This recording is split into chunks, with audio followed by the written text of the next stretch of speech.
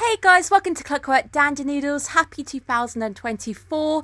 This is the first video going up for 2024 for the winter anime period. It's not the first video I have watched. I have actually managed to check out a few shows prior to watching Solo Leveling. This is my fourth anime that I've checked out, and I'm very excited about this one in particular. I have checked out Sasuke to P-chan, which I really liked the first episode for. I checked out Delicious in Dungeon. Amazing show, really enjoyed episode 1, and checked out Demon Prince. This season we are breaking down 3 shows. We're doing Solo Leveling, we're doing Apothecary Diaries as that's continued, and we're breaking down The Witch and the Beast. Lots of good stuff coming your way. I hope you guys are looking after yourselves.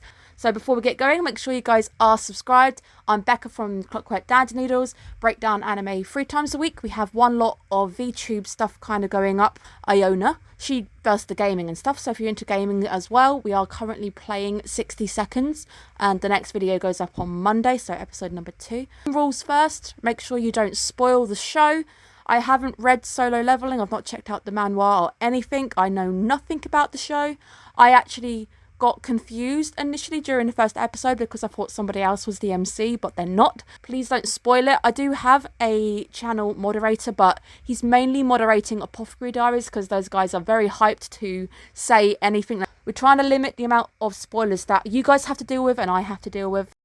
The first thing I just need to mention off the bat, the soundtrack. If you are old to the channel and you've seen many of my breakdowns and you know a bit about me, you already know what I'm about to say, and you've probably already worked out that there's not a lot of competition when it comes to the best composer, best anime, best OP awards this season. Hiroyuki Sawano is back. I didn't do my research. I basically went in episode 1, excited, not really know what to actually expect because we've broken manhwas down on the channel before. I'm a very big Tower of God fan. I really can't wait for season 2 this year to come out, and that's also going to be on the channel too. Wasn't sure what to expect. Hiroyuki Sawano is one of my most favourite composers ever. If I ever get the opportunity to go to Japan, I want to see him in concert. I don't know if he's likely to do concerts or anything. If he comes to the UK to do concerts, I am so there. Such a great composer. I love all of his work, so I don't even have to watch, say, Gundam.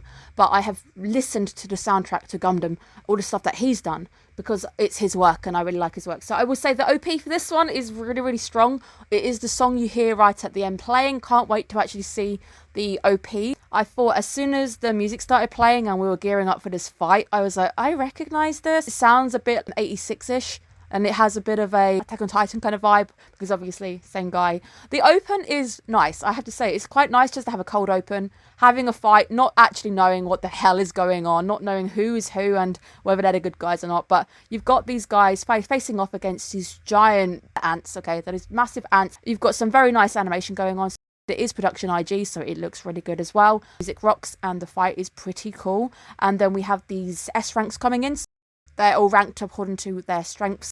I don't know much about the scaling yet or anything, but it seems that people have mana 3 years prior, but 10 years prior. You're also given some more overviews that these portals opened up, and I initially wondered if this counted as a isekai. I'll leave that one to you guys in the comments. Is this show an isekai? Because technically they go into these portals to these dungeons to fight. I don't know if that counts. And there is a bit of a joke going on the channel that I don't like isekai. It's not true, guys. I watch other stuff over isekai, and there's not a lot that has taken me, but there's been some shows I've watched which are isekais that I like. I like Sasuke to P-chan. I really like that show. So it's a possibility 2024 is going to be the first year you guys see me crown an isekai on the show.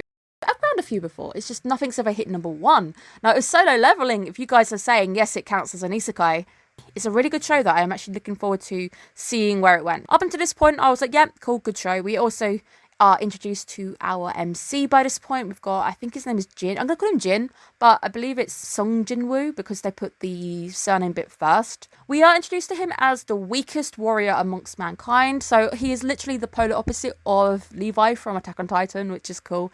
He's poor, he's obviously like scraping a living, and I was wondering about halfway through when you're seeing him literally getting beaten up by the smallest things, what's the motivation? Obviously they do give you the motivation, essentially fighting to try and afford medication for his mum who's in hospital.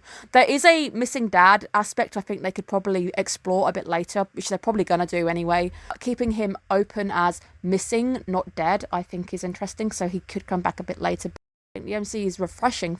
He is weak, and you do see him pretty much almost die twice in this episode. It's interesting because I want to see how they're going to make the weak protagonist thing work. Looking forward to seeing what happens to Jin, how he's going to grow. People know he's weak. People will make themselves feel better. So if he's here, we know it's going to be an easy fight. If they're fighting him, it's going to be fine. We're not going to be at risk or anything. And you can see that they're not inviting healers at times. I did think that the healer girl was maybe crushing on him a little bit, because I know she also invites him out. She's like, you can pay me back by buying me dinner. And I'm like, oh, okay, there's a crush here, but are you about to die? There was a point when halfway through the episode, I was like, at the moment, this is really chill. We've had some mild danger, but I was like, when is this going to do the solo level thing where I've had people telling me this show is going to be the best thing of the year? It was definitely when they walked into that room. As soon as they walked in, I was to my friend just texting him going, I think everyone's going to die. This is the moment I was waiting for, the twist, the big thing where things start changing pace. We do get to see that as well. The government is also researching into these powers, also being used for like different agencies. People are making money off it.